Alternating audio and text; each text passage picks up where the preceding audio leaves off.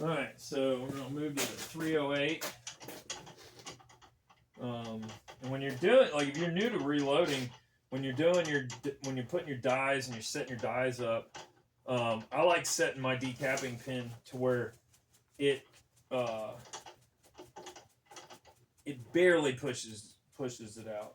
And I just noticed that is broken. This is old. This is the first die I ever bought 20 odd years ago. But I like it to where it's not stressing that flash hole area too much.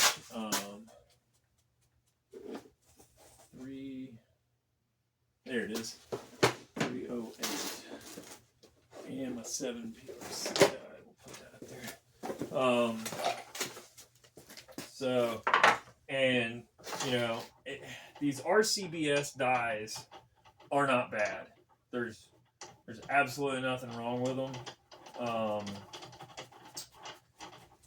They work great, but I will say that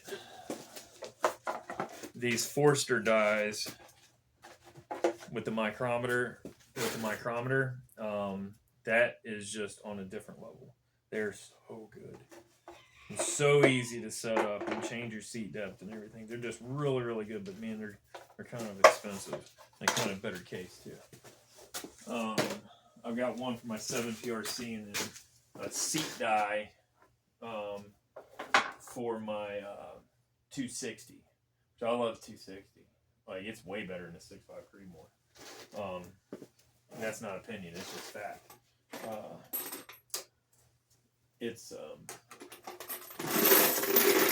not light years ahead of it, Like, honestly, the 6.5 Creedmoor was kind of almost a redundancy because you had the 6.5 by 55 Swede since 1892, 4, 6, something like that. It's old cartridge. Running at about the same speeds, They twisted them differently, and that was the problem with the 260 Remington. So the 6.5 by 55 never really took off here. Same thing with like straight pulls and stuff. They just never did well. But the 260 Remington, which was the 6.508, and then it became the 260 Remington. I have one of those in a Tika T3, a 20-inch that is ridiculous. That looks new. Well, we'll resize it anyway. It's a ridiculously accurate rifle. And the Sammy spec, the body that sets the rules on how these are to be chambered and yada, twisted and everything. The Sammy spec on the 260 was a 1 in 9, which was really only suitable for bullets up to like 120 grains. I'm looking at the die right now. And all the other shit over there. So the is either 120 or 130. And then with the advent of 6.5 Creedmoor, which was just a 30 TC, neck down to take a 6.5 bullet, so it's not like they designed something out of the box, which is Hornady's notorious for, just taking somebody else's hard work and changing it a little bit.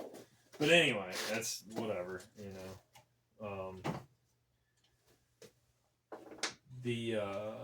one is this? So when the 6.5 Creedmoor came out, they Sammy spec the twist rate at 1 in 8, and then everybody that was still making everybody that was we'll just put that back in there. Everybody that was still making 260s, which the 260 kind of fallen off a little bit, just never really took off because the 30, it wasn't marketed. They didn't, Hornady are just marketing geniuses, and they everybody still made a 260 started twisting them in 8, a 1 and 8 twist, so you could shoot those longer, heavier bullets and really take advantage of that 6.5 platform. And so my 260 shoots, and I've got a lot of data on it. My 260 shoots the 140, 143 ELDX or 140 boat tail. I think I'm well beyond 2700 in a 20-inch tube, which is where Creedmoors need a 24 to get to, and they struggle to get to that 27 and a quarter, 2750 realm with a 24-inch. I'm doing it in my factory 20-inch in a 260. And side by side, so Liam has that X-Bolt Creedmoor 6.5 Creedmoor Browning X-Bolt, great little rifle. That's a really good kid's rifle, maybe one of the best.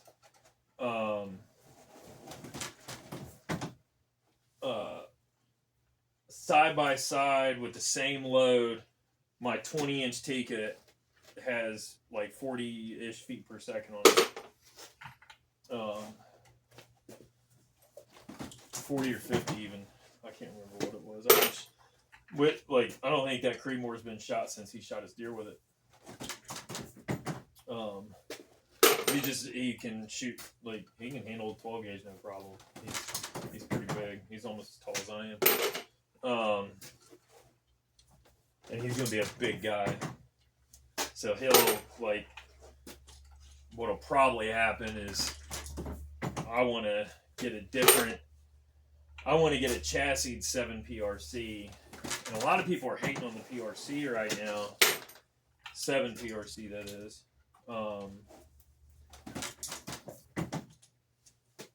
Because Hornady screwed up their...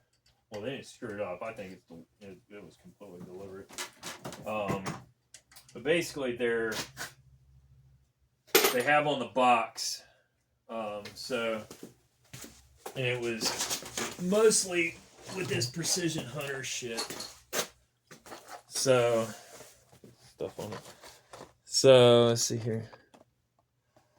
You can see it says, where does it say? 3,000 feet per second right there.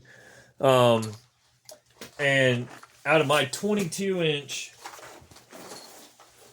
Christensen, I was getting, and that's supposed to be out of a 24-inch barrel. I was getting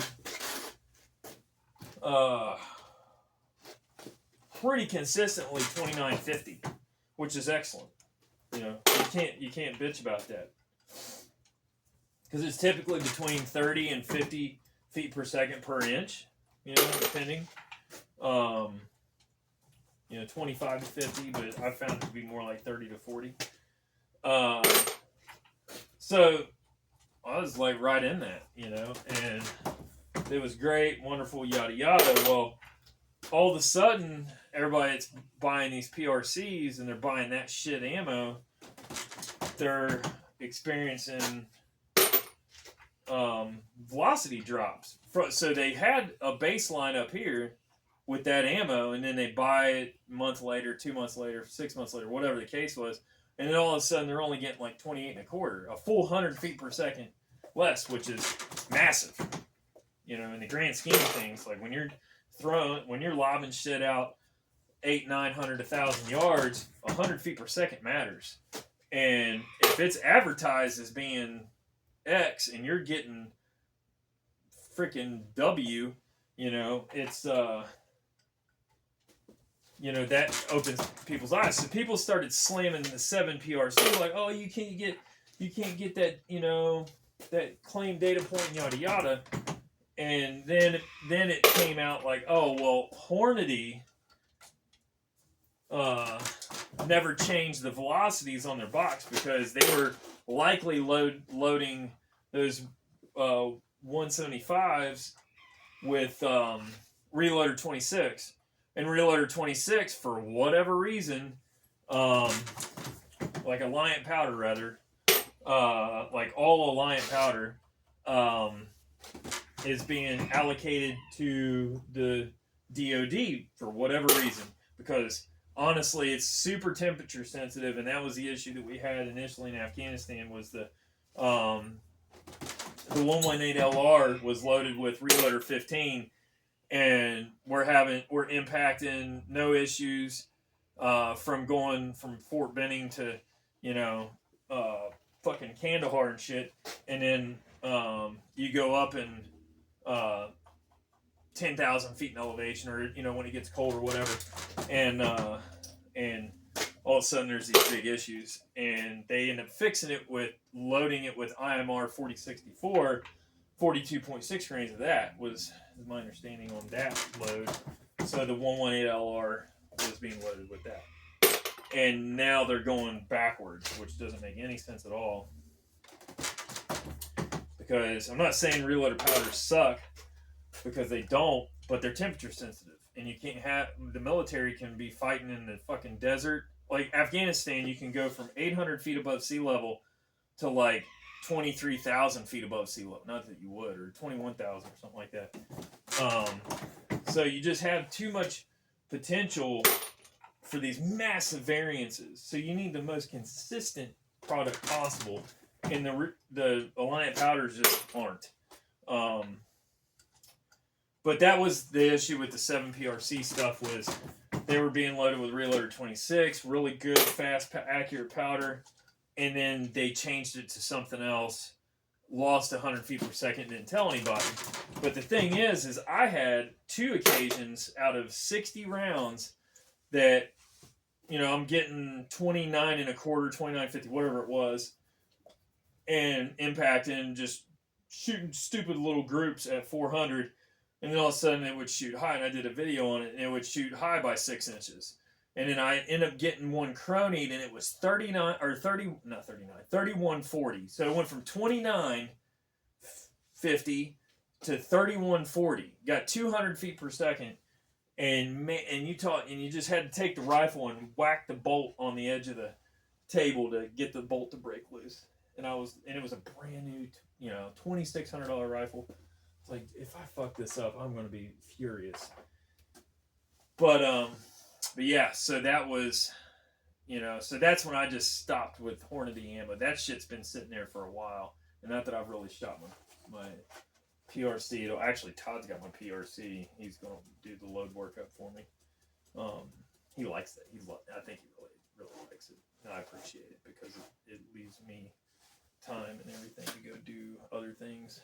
But yeah, so that's 308. 308 is one of my favorites. Like, if I could only have one cartridge, I think it'd probably be a 308. Mainly because I've got thousands of cases and tons of 30 cal bullets. And, if you've got 308 cases, you've got 243 cases, you've got 708 cases, you've got 260 cases, 338 federal cases, so you can just play with them and size them, especially if you got as many guns as I've got.